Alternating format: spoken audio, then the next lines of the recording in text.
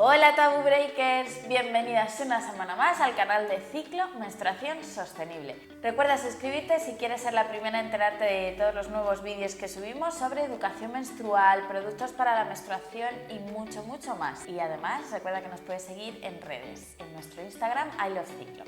Hoy te traigo a Sonia Encinas, experta en sexualidad y feminismo. Y vamos a hablar un poco del tema sexualidad que da para mucho y lo vamos a relacionar con el ciclo menstrual. Así que, a por ello.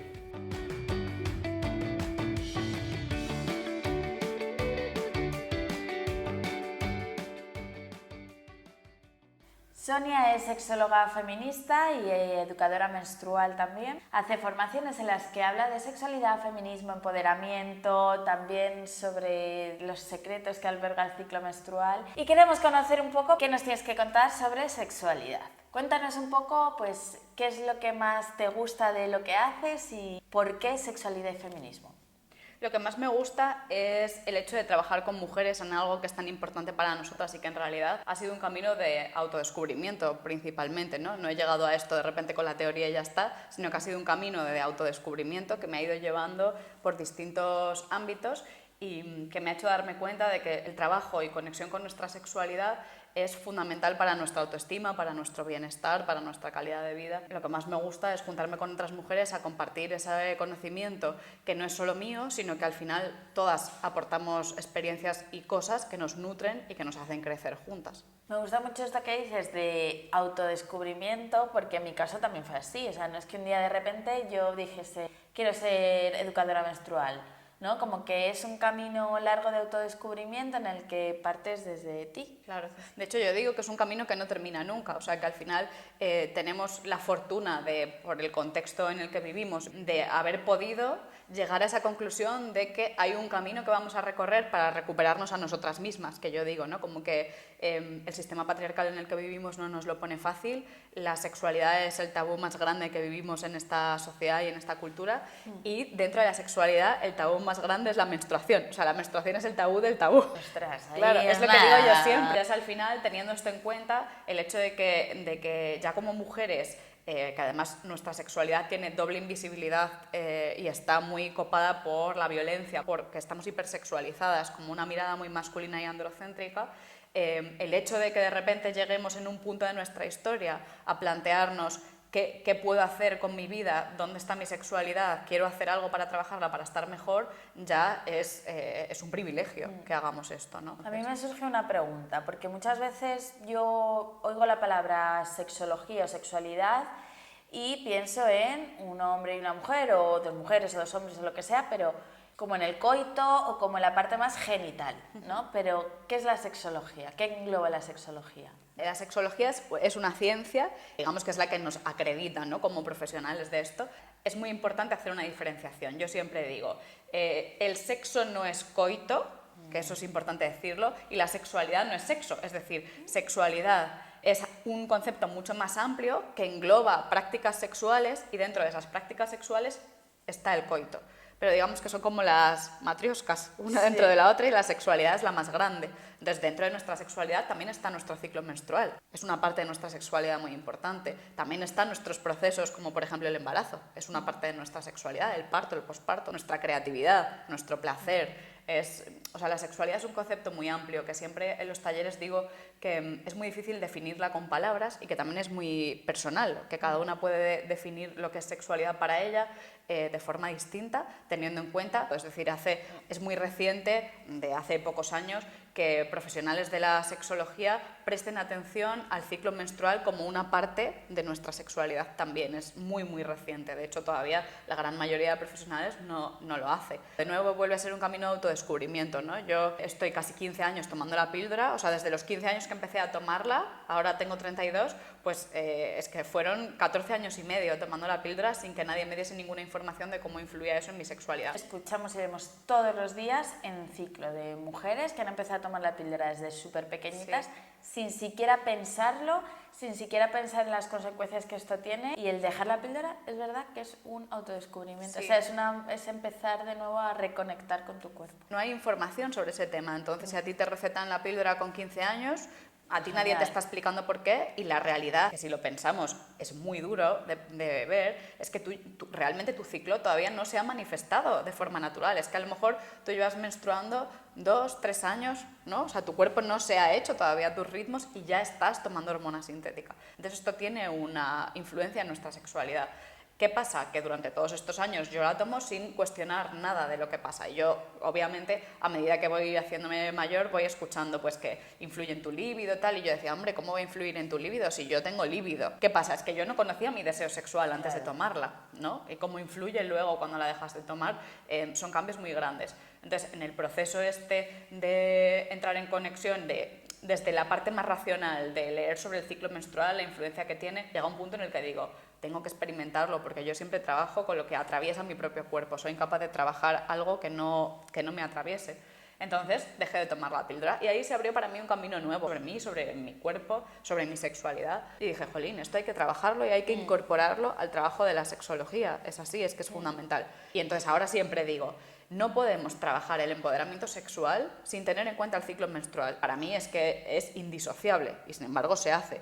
Pero no podemos llegar a tener una sexualidad plena, placentera y empoderada si no nos ocupamos de nuestros ritmos. Si te resuena lo que está diciendo Sonia y te gustaría entender mejor cómo funciona tu sexualidad en relación a tu ciclo menstrual, vamos a daros un par de claves que os pueden dar una pista de hacia dónde podéis poner la atención. En primer lugar, para mí fue el descubrimiento de cómo influye el volver a conectar con cada una de las fases de mi ciclo, cómo influye en mi bienestar emocional, cómo soy distintas mujeres en cada una de las fases y cómo esto influye también en mi sexualidad, ¿no? Como, por ejemplo, en el deseo sexual es algo que es muy claro. Una de las cosas en las que influye claramente es en nuestro deseo sexual, que hay que tener en cuenta también una cosa que se suele decir mucho y que para mí es un gran error, que es que no somos hormonas con patas. Es decir, hay un punto en el que de repente yo entro en contacto con mi ciclo menstrual, entiendo mis fases y de repente puedo caer en la trampa de pensar que todas esas fases van a condicionar mi vida sexual, cuando no es así. O sea, me dan como unas pautas, ¿no?, de qué puede ocurrir, pero en mi sexualidad influyen un montón de factores. Influye el estrés, influye la precariedad laboral, influye si tengo personas a mi cargo, influye la contaminación, lo que como, cómo vivo, si me muevo, un montón de cosas. Entonces, hay que tener en cuenta todo eso para ver cómo influye en mi deseo sexual, que no es solo un factor. Aún así, si yo observo el cambio entre qué pasaba con mi deseo sexual antes de dejar la píldora y qué pasa después cuando ya mi ciclo se manifiesta de forma natural, hay un cambio muy grande, que es que yo noto diferencias entre una fase y otra. Las fantasías sexuales, es muy común fantasear con prácticas muy coitales durante la fase ovulatoria, tiene sentido, ¿no? Entonces a mí eso me pasaba. Y a lo mejor con otras prácticas sexuales durante el resto de las fases del ciclo menstrual. Otra cosa importante a tener en cuenta es que somos sexuales durante todo nuestro ciclo, al contrario de lo que les pasa a los animales, ¿no? Nuestro deseo está presente durante todo el ciclo menstrual, puede estarlo. Nuestra sexualidad está activa, por decirlo de forma más acertada, ¿no? A lo mejor durante una fase yo tengo más deseo de una sexualidad compartida y sin embargo durante otra fase, como puede ser la menstrual, tengo deseo sexual, pero me apetece masturbarme, por ejemplo. Son prácticas que están más hacia mí misma. También es cierto que es importante saber cómo le influye a cada una, porque hay dos picos, es cierto, como de entre ovulatoria y menstrual, son dos picos fuertes de deseo sexual, incluso compartido.